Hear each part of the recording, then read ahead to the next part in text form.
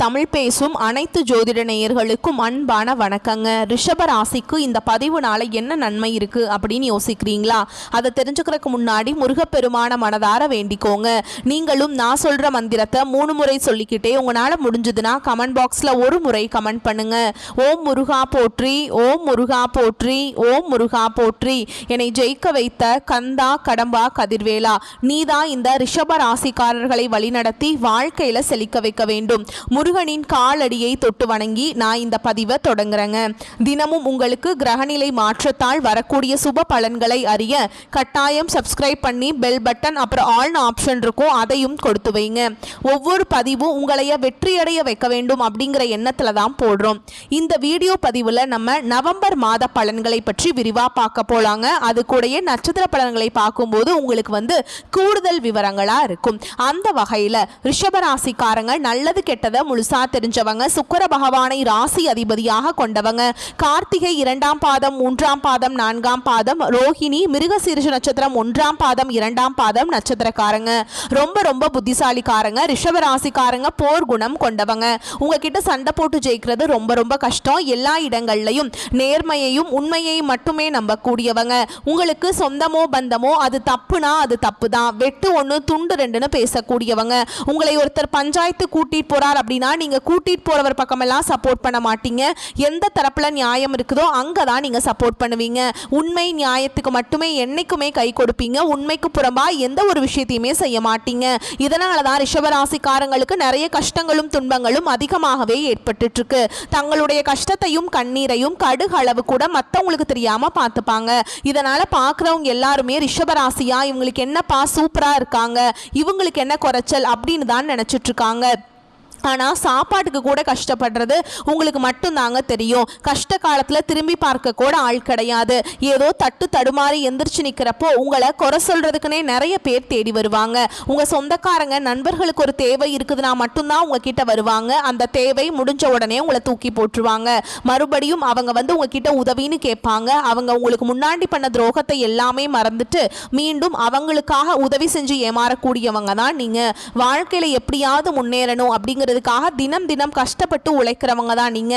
ஏன் எனக்கு மட்டும் ஏன் இவ்வளவு கஷ்டம் வருது? என்னோட வாழ்க்கையில நான் யாருக்குமே கெடுதலையோ கஷ்டத்தையோ துன்பத்தையோ கொடுத்ததில்ல, எனக்கு மட்டும் ஏன் இந்த மாதிரி எல்லாமே நடக்குது அப்படின்னு தான் பெரும்பாலான நபர்கள் சொல்லிட்டு இருக்கீங்க.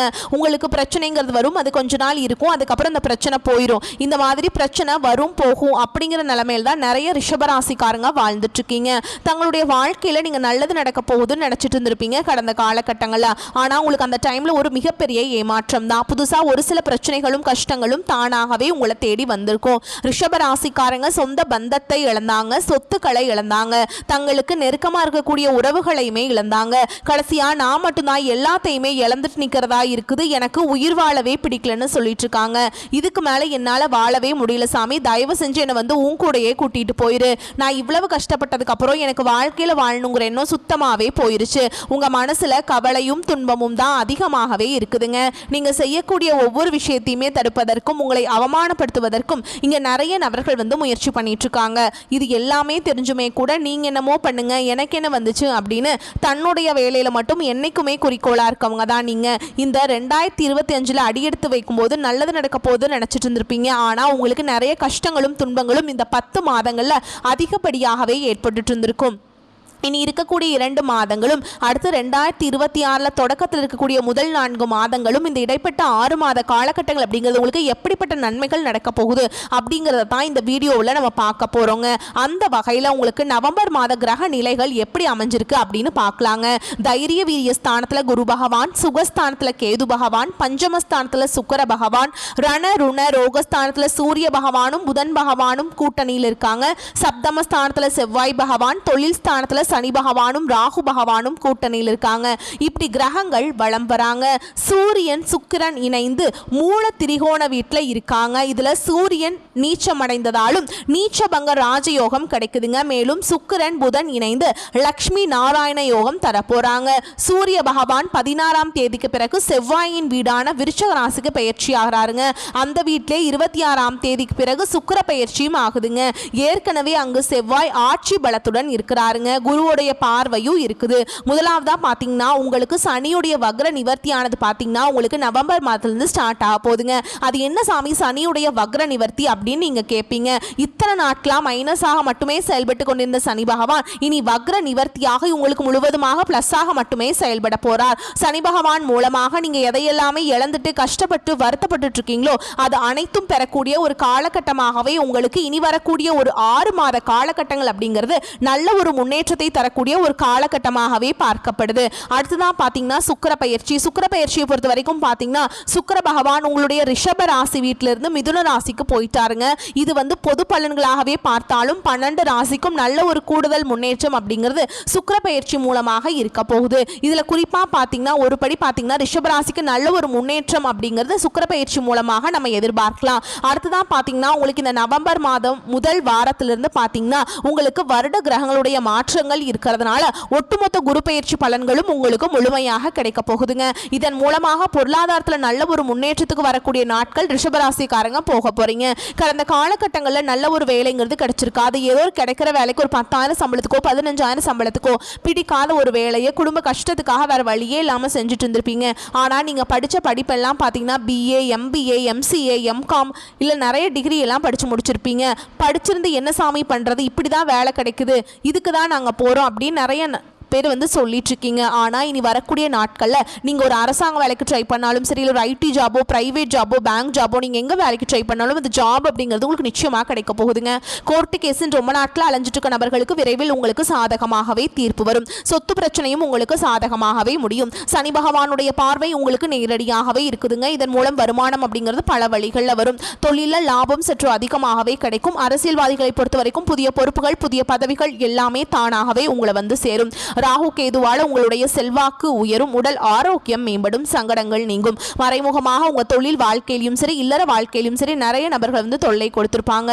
இனி அவங்களுடைய தொந்தரவுங்கிறது முழுவதுமாகவே இருக்காது. கடந்த காலகட்டங்களில் நீங்களும் ஒரு கம்பெனியில் இரவு பகல் பார்க்காம உழைச்சிட்டு இருந்திருப்பீங்க. உங்களுடைய சொந்த கம்பெனியாக நினைச்சு வேலை செஞ்சிருப்பீங்க. ஆனால் உங்களுக்கு சரியான ஒரு அங்கீகாரம் அப்படிங்கிறது கிடைச்சிருக்காது. உங்களுக்கு அப்புறமோ இல்லை உங்க கூடயோ நிறைய நபர்கள் வேலைக்கு வந்திருப்பாங்க.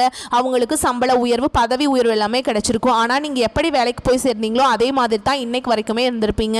ஆனால் இனி வரக்கூடிய நாட்களில் உங்களுக்கு சம்பள உயர்வு, பதவி உயர்வு போன்றவை எல்லாமே கிடைக்க போகுதுங்க. தொழில் இருந்த தடைகள் விலகுவது மட்டும் இல்லாமல் சிலர் புதிதாக தொழில் தொடங்குவீங்க. உற்பத்தியில் இருந்த தடைகள் நீங்கி தொழிலை விரிவு செய்வீங்க. வரக்கூடிய நாட்களில் விற்பனை அதிகமாகும். ஏற்றுமதி இறக்குமதி தொழிலில் நல்ல லாபம் கிடைக்கும். நீங்கள் செய்யக்கூடியது சின்ன தொழிலோ பெரிய தொழிலோ நல்ல ஒரு வளர்ச்சி அப்படிங்கிறது நிச்சயமாக உங்களுக்கு ஏற்படும். இனி நினைச்சது எல்லாமே நடக்கும். தொழில் வியாபார தடைகள் அனைத்தும் விலகும். லாபம் அதிகமாக கிடைக்கும். முன்னேற்றம் உண்டாகும். வரவேண்டிய பணம் விரைவில் கைக்கு சேரும். குடும்பத்தில் நெருக்கடிகள் விலகும். செல்வாக்கு அந்தஸ்து உயரும். வெளிநாட்டு முயற்சிகள் வெற்றியை தரும். தெய்வ சிந்தனை அதிகமாகும். பெரியோர்களுடைய உதவிகள் கிடைக்கும். உறவுகளில் இருந்த சண்டை சச்சரவு முழுவதுமாகவே விலகும். புதிய நண்பர்கள் உங்களுக்கு உதவி செய்வாங்க. தொழிலில் ஏற்பட்ட நெருக்கடிகள் நீங்கும். முடங்கி கிடந்த நிறுவனங்கள் மீண்டும் இயங்கும். வியாபாரத்தில் எதிர்பார்த்த லாபம் கிடைக்கும். புதிய தொழில் தொடங்கக்கூடிய முயற்சிகள் கண்டிப்பாக உங்களுக்கு வெற்றியை தரும். கடந்த காலகட்டங்களில் திருமண நிலை அப்படிங்கிறது பார்த்தீங்கன்னா ரிஷபராசிக்காரங்களுக்கு நிறைய பிரச்சனையும் சிக்கலையும் மட்டுமே பெரும்பாலும் சந்திச்சிருப்பீங்க. இதில் குறிப்பாக பார்த்தீங்கன்னா பெண்களுக்கு ஏதாவது ஒரு வகையில் எளிமையாக திருமணம் அப்படிங்கிறது அடைஞ்சிருது. ஆனால் ஆண்கள் தான் ரொம்ப ரொம்ப பாவம். ஏன்னா வயது பார்த்தீங்கன்னா 30, 33, 35, 38 வயது வரைக்குமே நிறைய ஆண்கள் திருமண நிலை அடையாமல் கஷ்டப்பட்டு இருக்கீங்க. கண்டிப்பாக வரக்கூடிய நாட்களில் நீங்கள் எதிர்பார்த்த மாதிரியே நல்ல ஒரு வரன் அப்படிங்கிறது விரைவில் உங்களுக்கு அமைய போகுது. வாழ்க்கை துணையை இழந்த ரிஷபராசி ஆண்களோ பெண்களோ அடுத்து இரண்டாவது திருமணம், அதாவது மறுமணம் பண்ணலாமா வேண்டாமா அப்படிங்கிற ஒரு மிகப்பெரிய குழப்பத்தில் இருப்பீங்க. அப்படி இரண்டாவது திருமணம் பண்ணும்போது சொந்தக்காரங்க தப்பாக பேசிடுவாங்களா, ஊர்க்காரங்க தப்பாக நினச்சிருவாங்களா, அவங்க என்ன நினைப்பாங்க, இவங்க என்ன நினைப்பாங்க அப்படின்ட்டு நிறைய நபர்கள் இரண்டாவது திருமணத்தை பற்றி யோசிக்காமல் இருக்கீங்க. இப்போ இருக்கக்கூடிய பொருளாதார சூழலும் இப்போ இருக்கக்கூடிய காலகட்டத்தையும் வச்சு பார்க்கும்போது ஒரு சிங்கிள் பேரண்டால் இந்த சொசைட்டியில் சர்வே பண்ணுறது ரொம்ப ரொம்ப கஷ்டங்க. நீங்கள் எதிர்பார்த்த மாதிரியே நல்ல ஒரு மறுவாழ்க்கை அப்படிங்கிறது விரைவில் உங்களுக்கு அமையும். குழந்தை பாக்கியத்திற்காக எங்கிய ரிஷபராசி நேர்கள் பார்த்தீங்கன்னா எங்களுக்கு மேரேஜ் ஆகி 3 வருஷம் ஆகுது சாமி, 5 வருஷம் ஆகுது, 8 வருஷம் ஆகுது, நாங்களும் போகாத ஹாஸ்பிட்டல் இல்லை, பார்க்காத ட்ரீட்மெண்ட் இல்லை, வாரத்தில் 3 நாள் முருகன் கோவிலுக்கு போய் வழிபாடு செஞ்சுட்டு வந்துட்டு இருக்கோம், ஆனால் எங்களுக்கு குழந்தை பாக்கியமே இல்லை சாமி அப்படின்னு தான் நிறைய நபர்கள் சொல்கிறீங்க. கண்டிப்பாக வரக்கூடிய ஒரு 6 மாத காலகட்டங்களுக்கு உங்களுக்கு விரைவில் உடல் சார்ந்த பிரச்சனை அனைத்தும் முழுவதுமாக நிவர்த்தியாகி நிச்சயமா உங்களுக்கு குழந்தை பாக்கியம் அப்படிங்கிறது விரைவில் உண்டாகும். பிரிந்திருக்கக்கூடிய கணவன் மனைவி எல்லாமே பார்த்தீங்கன்னா டிவோர்ஸ்க்காக அப்ளை பண்ணி வெயிட் பண்ணிட்டு இருப்பீங்க. அப்படின்னா சண்டை போட்டு தனியாக பிரிஞ்சு வாழ்ந்துட்டு இருப்பீங்க. நீங்க மீண்டும் ஒரு முறை நேரில் சந்திச்சு பேசக்கூடிய வாய்ப்பு கிடைக்கும் பட்சத்தில் கண்டிப்பாக இருவரும் ஒன்றாக இணைந்து வாழ்வீங்க. கடந்த காலகட்டங்களில் காதல் அதிகமான தோல்விகளை மட்டுமே சந்திச்ச ராசின்னு பார்த்தீங்கன்னா அது முழுக்க முழுக்க ரிஷப ராசிக்காரங்க தான். நல்லா லவ் பண்ணிட்டு இருந்திருப்பீங்க. திடீர்னு ஒரு சண்டை சச்சரவு ஈகோ பிரச்சனை மூலமா அந்த சண்டையில் வந்து பிரேக்கப்பாக போய் முடிஞ்சிருக்குங்க. அப்படி இல்லைனா வீட்டில் போய் சொல்லும்போது பார்த்தீங்கன்னா பெற்றோர்கள் வந்து உங்களுடைய காதலுக்கு தடையாக இருந்திருப்பாங்க. வேற கேஸ்டா இருக்குது, நல்ல குடும்பமா இல்லை, நல்ல வசதி இல்லை, நல்ல வேலை, இதை ஏதாவது ரீசன் சொல்லி அவங்களும் தட்டி கழிச்சிருப்பாங்க. ஆனால் இனி வரக்கூடிய நாட்களில் உங்களுடைய காதலை வெளிப்படுத்தும் போது அந்த காதல் கண்டிப்பாக கைகூடும். வீட்டில் போய் சொல்லும்போது பெற்றோர்களை உங்களுக்கு முன்னாடி நின்று திருமணம் செய்து வைக்கக்கூடிய வாய்ப்புகள் அதிகமாகவே உள்ளதுங்க. இனி வரக்கூடிய நாட்களில் கடினமான காரியத்தையுமே சுலபமாக செஞ்சு முடிப்பீங்க. உங்கள் எளிமையான பேச்சு திறமையால் நீங்கள் அனைவரையுமே கவர்ந்தெழுப்பீங்க. சமூகத்தில் உங்கள் பெயருக்கும் புகழுக்கும் படிப்படியாக முன்னேற்றம் வரப்போகுது. சிலருக்கு படிப்பதற்காகவும் வேலை விஷயமாகவும் தொழில் விஷயமாகவும் வெளியூர் வெளிநாடு போகக்கூடிய வாய்ப்புகள் எல்லாமே கிடைக்க போகுது. உங்கள் குடும்பத்தில் கடந்த காலகட்டங்களில் எந்த ஒரு சுப நிகழ்ச்சியுமே நடந்திருக்காது. இதை நினச்சி வீட்டில் இருக்கக்கூடிய பெரியவங்க எல்லாமே ரொம்பவே வருத்தப்பட்டு இருந்திருப்பாங்க. இனி வரக்கூடிய நாட்களில் உங்கள் குடும்பத்தில் திருமணம், சீமந்தம், புதிதாக வீடு கட்ட ஆரம்பிப்பீங்க. கிரகப்பிரவேசம் போன்ற சுப நிகழ்ச்சிகள் எல்லாமே நடக்க போகுது. ரிஷபராசியை பொறுத்த வரைக்கும் நீங்கள் ஆண்களோ பெண்களோ அரசு வேலையோ தனியார் வேலையோ கூலி வேலையோ நீங்கள் எதிர்பாராத வருமானம் அப்படிங்கிறது உங்களுக்கு இரட்டிப்பு மடங்காக கிடைக்க போகுது. சேமிப்பு அப்படிங்கிறது பல மடங்காக உயரப்போகுதுங்க. இதன் மூலமாக கடந்த காலகட்டங்களில் ஏற்பட்ட கடன் பிரச்சனை அனைத்தும் வரக்கூடிய நாட்களும் முழுவதுமாக நிவர்த்தியாக போகுது. நீங்கள் போய் ரிஷபராசிக்காரங்களை பார்த்து கேட்டிங்க அப்படின்னா எனக்கு 3 லட்சம் இருக்குதுங்க, 5 லட்சம் இருக்குதுங்க, 10 லட்சம் இருக்குதுங்கன்னு சொல்லுவாங்க. கடன் இல்லாத ரிஷபராசிக்காரங்க நீங்கள் பார்க்குறது ரொம்ப ரொம்ப அரிது. அந்த அளவுக்கு கடந்த காலகட்டங்களில் நிறைய கடன் பிரச்சனைக்கு ஆளாக்கப்பட்டவங்க தான் நீங்கள். இனி வரக்கூடிய நாட்களில் ஒரு பைசா கடன் இல்லாமல் அனைத்து விதமான கடனையுமே கட்டி முடிக்கக்கூடிய அளவுக்கு நல்ல ஒரு பொருளாதார முன்னேற்றம் அப்படிங்கிறது விரைவில் உங்கள் வாழ்க்கையில் ஏற்பட போகுதுங்க. இனி உங்களுடைய வளர்ச்சி அப்படிங்கிறது யாருமே எதிர்பார்க்காத அளவுக்கு ஒரு மிகப்பெரிய ஒரு அசுர வளர்ச்சியாக இருக்க போகுது. உங்களுடைய நண்பர்கள், உங்களுடைய சொந்தக்காரங்க, உங்களுடைய குடும்ப உறவுகளே உங்களுக்கு எதிரிகளாகவும் துரோகிகளாகவும் மாறக்கூடிய வாய்ப்புகளும் அதிகமாகவே உள்ளது. முடிஞ்ச அளவுக்கு தவறான உறவு, தவறான நபர்கள் என்று தெரிந்தால் உடனடியாக அவர்களை விட்டு விலகி இருப்பது ரொம்ப ரொம்ப நல்லது. உங்களை தேடி பார்த்தீங்கன்னா புதிதாக ஒரு உறவு ஒன்று வரப்போகுது. அந்த உறவு உங்களுடைய காதலியாக இருக்கலாம், இல்லை வருங்கால மனைவியாக இருக்கலாம், புதிதாக ஒரு நபராக இருக்கலாம், புதிய ஒரு பார்ட்னராக இருக்கலாம், தொழில் பார்ட்னராக இருக்கலாம். இவர்கள் மூலமாக இத்தனை நாட்டில் ஒரு தடுமாற்றத்திலேயே இந்த ரிஷபராசிக்காரர்களுக்கு ஒரு பக்க பலமாக அந்த நபர் அப்படிங்கிறவங்க விரைவில் வந்து உங்கள் வாழ்க்கையில் வரப்போகிறாங்க. இதன் மூலமாக நல்ல ஒரு முன்னேற்றத்துக்கு நீங்கள் விரைவில் அடியெடுத்து வைக்க போகிறீங்க. ஓகேங்களா? ரிஷபராசி மற்றும் ரிஷப லக்னத்திற்கு உங்களின் ராசி அதிபதியான சுக்கிரன் 6ஆம் வீட்டில் ஆட்சி பலத்துடன் இருக்கிறாருங்க. பொதுவாக ஆட்சி பெற்ற உச்சம் பெற்ற கிரகங்களின் மறைவு ஸ்தானத்தில் இருந்தாலும் யோக பலன்களை கொடுக்கும். உங்கள் ராசி அதிபதியான சுக்கிரன் 6ஆம் வீட்டில் லக்ஷ்மி நாராயண யோகத்துடன் ஆட்சி பலத்தில் இருக்காருங்க. இது நீங்களே எதிர்பார்க்காத அற்புதமான பலன்களை தரும். கடன் சுமை குறையும். கடந்த காலங்களில் தடைபட்ட இழுபறியாக இருந்த காரியங்கள் தற்போது நிறைவேறும். உங்கள் பெயர் புகழுக்கு பங்கம் ஏற்பட இடங்களில் தற்போது பெயர் புகழ் அதிகரிக்கும். பெயர் புகழ் மட்டுமில்ல, நீங்கள் இழந்த பணம், சொத்து எல்லாவற்றையும் மீட்கும் காலகட்டம் இதுங்க. மருத்துவ செலவுகள் குறையும். தாயாரின் ஆரோக்கியத்தில் சற்று முன்னேற்றம் இருக்கும். உங்களின் ஆரோக்கியத்தில் இருந்த பிரச்சனைகளும் விலகும். மனதில் இருந்த குழப்ப நிலை மாறி செய்யும் காரியங்கள் எல்லாம் வெற்றியை கொடுக்கும். ராசி அதிபதி 6ஆம் இடத்துல இருப்பதால் உத்தியோகம், தொழில நல்ல பலன்கள் கிடைக்கும். புதிய உத்தியோகம் தேடுவோர், உத்தியோகத்தில் மாற்றம் எதிர்பார்த்தவர்களுக்கு நல்ல செய்திகள் கிடைக்கும். சொந்த வீடு கனவு நனவாகும். நிலம், வீடு போன்ற சொத்து சேர்க்கை இருக்கும். எதிர்பார்த்த இடத்திலிருந்து கடன்கள் கிடைக்கும். வழக்குகளில் சாதகமான தீர்ப்பு கிடைக்கும். பண வரவு நன்றாக இருக்கும். திருமண தடைகள் விலகும். கணவன் மனைவிக்கிடையே இருந்த கருத்து வேறுபாடுகள் விலகி அந்யோன்யம் கூடும். மனதில் தெம்பு அதிகரித்து உற்சாகமாக வளம் வருவீங்க. நிம்மதியான ஓய்வு கிடைக்கும். முதலீட்டில் லாபம் நன்றாக இருக்கும். குழந்தைகளுக்கு செலவு செய்வதற்கான சூழல் உருவாகும். பணம், கடன் சார்ந்த விஷயங்களை எச்சரிக்கையாக இருக்க வேண்டும். உங்கள் வீடு அருகில் உள்ள முருகன் கோவிலுக்கு சென்று வழிபாடு செய்வது நற்பலன்களை ஏற்படுத்தி கொடுக்கும். இந்த காலகட்டத்தில் வீண் செலவுகள் ஏற்பட்டாலும் அதை சமாளிக்கும் விதத்தில் வரவு இருக்குங்க. பயணங்கள் மூலம் அலைச்சல், அதிருப்தி உண்டாகலாம். கனவுகளால் தொல்லை ஏற்படலாம். சரியான நேரத்தில் தூங்க முடியாத சூழல் உருவாகும். உஷ்ண சம்பந்தமான நோய் உண்டாகலாம். அதனால கவனம் தேவைங்க.